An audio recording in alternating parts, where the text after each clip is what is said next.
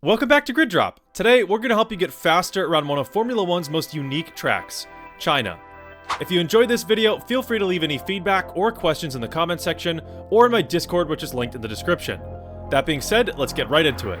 This video will be broken down into 5 sections. Car setup, Sector 1, Sector 2, Sector 3, and finally, a full lap. These sections are all equally important, so stay tuned to the end of the video if you really want to improve. So here's the setup I run in China. Feel free to pause the video and screenshot this if you want to try out the setup on your own. This setup prioritizes balancing rear stability and acceleration out of corners. As a disclaimer, this setup is a general baseline for you to start with and applies to both hot laps and a race. I recommend doing a few laps with this setup and tweaking it to fit your own style. The first corner of the lap is a long, sweeping right-hander. Stick to the left side of the track, and after this small curb approaches, prepare to turn into the corner. Right after you pass the 50-meter board, when the curb starts to fade away, pull aggressively into the corner, and there's no need to brake here. Aim to pull close to this inside curb, and once you reach it, lift off the throttle and start downshifting. For this corner, you can rely on the slope of the hill and engine braking to slow you down. Keep close to this right curb, but your car will naturally start drifting out to the left. I actually keep just a little bit of throttle going now, just barely enough to not be coasting. As you drift left, continue shifting down the gears and try to keep your car in the center of these rubber marks on track. As the corner starts to tighten up your steering to correspond with this, and make sure you've shifted down to 3rd gear. Since it can be a little tough to hit this upcoming apex perfectly, what I do is give the throttle a few light, quick jabs. This helps get the front end rotating easier, and it's a bit smoother turning into this tight corner. Shifting down to 2nd gear can also help you out. At this apex, you want to be closest to the curb right next to this little concrete path on the right. This sets you up nicely for the next corner. As you start transitioning down the hill now, keep an eye on this left curb. You want to try to stick as close as you can to this. Start turning in a little bit early to avoid any understeer, and aim to be close to the inside right before this red advertisement. Ride as close as you can to this curb now. You want to make sure you give yourself a wide exit. Stay in 2nd gear with about 65% throttle, and as the track starts to open up, follow suit. As you open up your steering, put more pressure on the gas. Try to get the steering wheel straight as soon as you can here, as shifting from 2nd to 3rd at high RPMs can upset the car and send you into a spin. Make sure you're smooth with your steering and throttle application here. As you increase the power, you'll naturally be positioned on the right side of the track.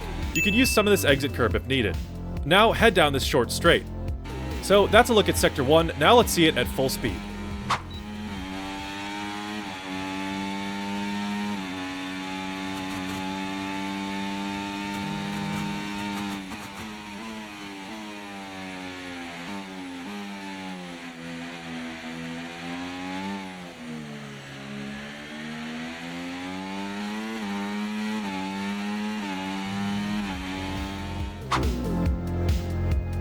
Approaching the first corner of Sector 2, stick to the left side of the track and watch for the meter boards on the left.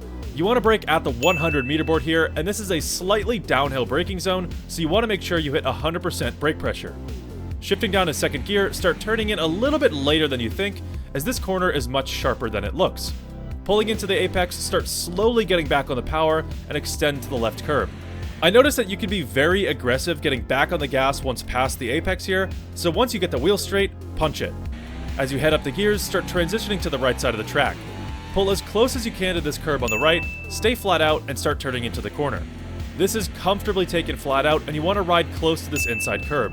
As the corner fades away, you'll naturally find yourself towards the middle of the track. As the inside curb on the right approaches, take a similar line to the previous corner. However, this time as you approach the apex, apply a quick jab to about 40% on the brakes, and shift down to 5th gear. Ride close to the inside curb, and right as you feel the car sticking to the curb without any understeer, give it more gas. As you round the corner, pull back to the right side of the track and enter this left-hander. Here, you want to brake right where this little patch of concrete extends to the track on the right. This is a bit harder of a brake, up to about 80%, and 2 downshifts. Turn in early for this corner, as the car can still be a little bit unsettled from that last corner, so an early turn-in can reduce the risk of understeer. Try to cut close to the inside curb, but it's raised, so avoid driving over it. Cautiously on the gas again, extend to the right side of the track. Once you reach this curb on the right, you should almost be at full throttle. The next left is taken flat, so keep the throttle pinned, keep a nice line into the apex, and extend to the right side curb on exit. Now head down the straight, sticking towards the right side of the track. That's our run through of Sector 2, now let's see it at full speed.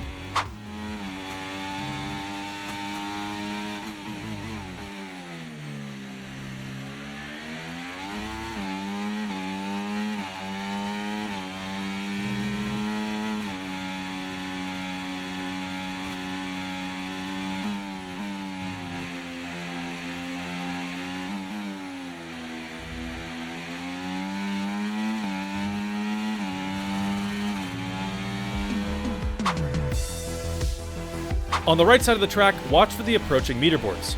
You want to brake about a car length beyond the 100 meter board here, and this is a very hard jam of the brakes. Under braking, shift down to second or third gear, and pull into the corner just after you pass the 50 meter board. This inside curb looks quite raised, but you can actually drive over it a little more than you would expect. It will unsettle the car a bit, so be cautious on the gas if you hit it. Now, off the curb, keep towards the middle of the track for just a second as this right-hand corner approaches. As you come up to the inside curb, try to ride a wheel on it to keep your line tight from the last corner into this one. Increasing the gas off the curb now, let the car naturally drift to the left. This can feel a little bit slippery, so try to keep the car as balanced as you can before shifting up a gear. Riding this left side for just a bit, let the car gain traction and speed before you pull down into the slight banking on the right side. Now, naturally extend back up to the left and head down the straight, enabling DRS at the line. Now, there's only a couple corners left on the lap. Approaching this tight hairpin, watch for the 100 meter board on the left. You want to brake about a car length before this point. This is obviously a very hard jam on the brakes and shifting down to about second gear. This is quite a tight hairpin on exit, so try to cut across this curb. Once exiting, try to get back on the power as soon as possible, and after naturally extending to the left side of the track, pull back to the right. This next corner is actually a little more tricky than it seems. At the 50 meter board, give it a quick jab of the brakes and 1 or 2 downshifts. Aim to aggressively hit this inside curb. If you ride a wheel on this yellow sausage curb, it could majorly unsettle your car, so try to keep your left 2 wheels to the left side of it, letting it ride down the middle of your car. On exit, immediately get back on the power, but be careful of this right curb. It's a bit more narrow on exit than it looks, so just make sure you stay within track limits. Now, enable DRS at the line and head towards the finish. That's a look at Sector 3, now let's see it at full speed.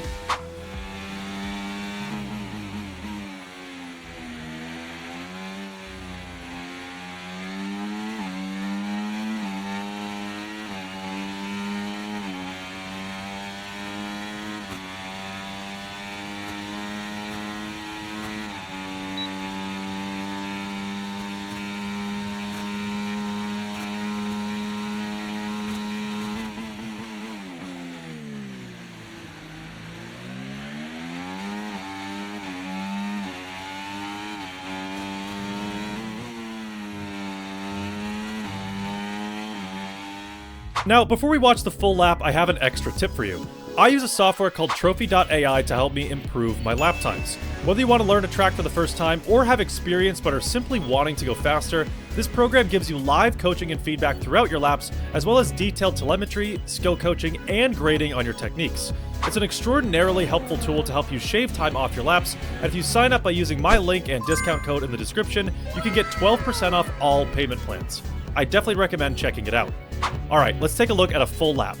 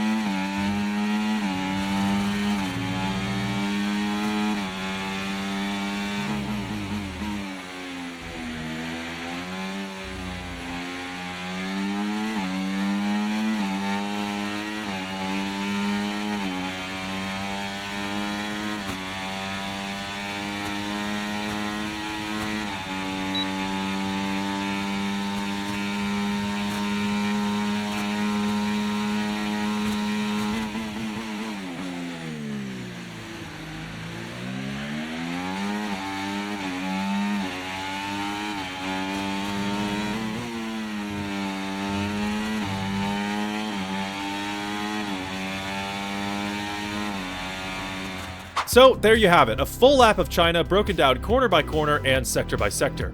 If you want to see more track guides on F124, have any questions, or need more tips, feel free to leave a comment on this video or in my Discord. Anyway, if you made it this far, thank you very much for watching, and I'll see you in the next one.